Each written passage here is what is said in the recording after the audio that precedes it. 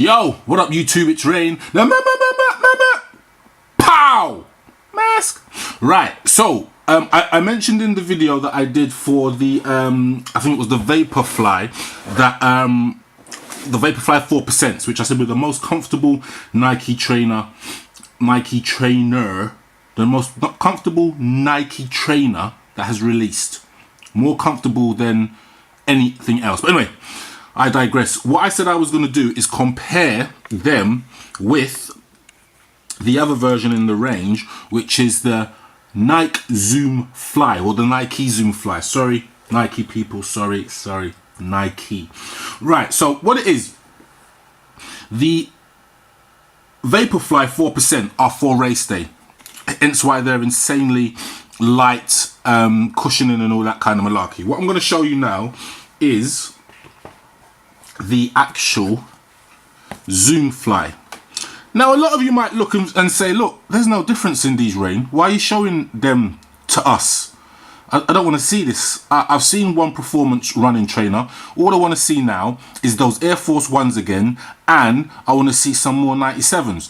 The reason why I'm showing you this is because I want to kind of put it out there and do a comparison. And there are a few people who actually run and buy trainers for running in that watch the channel. Shouts out to you. So I'm doing this for you, even though it might only be a couple hundred of you. Anyway, so the detailing on this.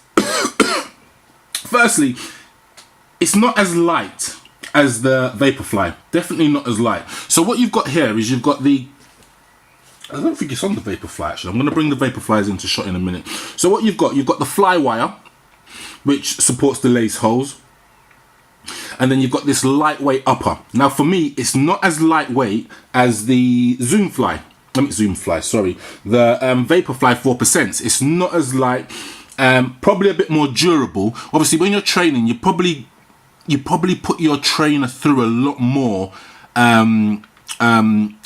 stress when you're running around, jumping, squatting, whatever you do. If you exercise, I don't. I jog though a little bit. Anyway, then you've got this Lunarlon. I believe it's a, correct me if I'm wrong, I believe it's a Lunarlon sole, which means it's similar to the Vaporfly 4%, but for some reason the Vaporfly 4% is just a lot more cushioned. Hence why you've got a lot more distress. So when I got these, they were the actual sole was perfect. There was no distress in them. I tried them on, I've walked around in them, done a few squats, done a few jumps, and then you're seeing a little bit of distress. When I say distress, it's like you get a sole which is perfect, and as you walk through time, you get creases in the sole. So I call it distress. I'm not sure if that's an industry term or what, but that's what I'm going to call it. So that's what I'm going to work with. Right. So then the same. I think Nike are calling it a propulsion responsiveness system, or a propulsive system, which is that carbon fiber.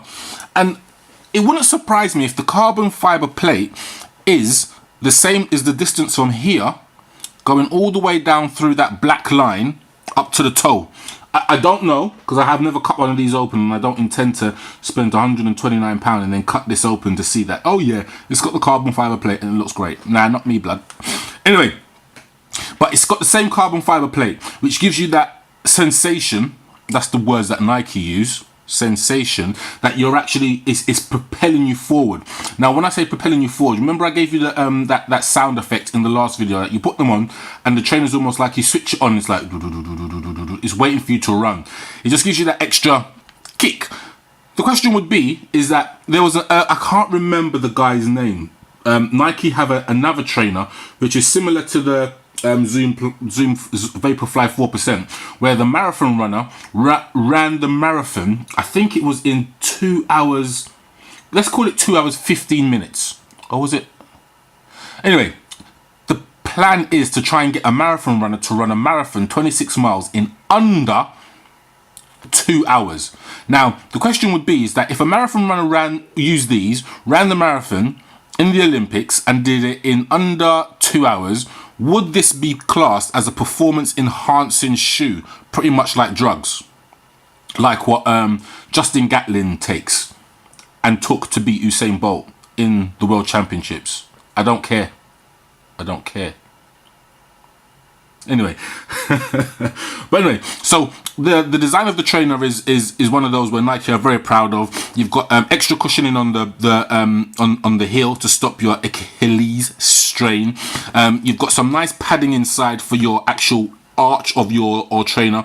I've got quite high arches, so if I don't have significant cushioning here, then I just feel like I'm in pain when I'm walking along. Nike used to have the little blue arch supports, which they don't do anymore, I don't think. Anyway, so let me just bring in the other one. I should have probably used the other shoe, shouldn't I? So, can I even zoom out? Yeah, I can a little bit. So, from here, they look identical, don't they? Trust me though, the materials are different. You can see probably just on the top here that the Zoom, the Vaporfly does not have the fly wire attachment. It's got like this PVC kind of, I don't even know what it's called, PVC wax kind of feel to it. The tongue is exactly the same. The back portion of the trainer, however, on the Vaporfly is a lot more loose. Less support, I guess, but it's supposed to be a lighter trainer. Then you can just make out the distress on the actual sole. Obviously, I've worn these for, I've done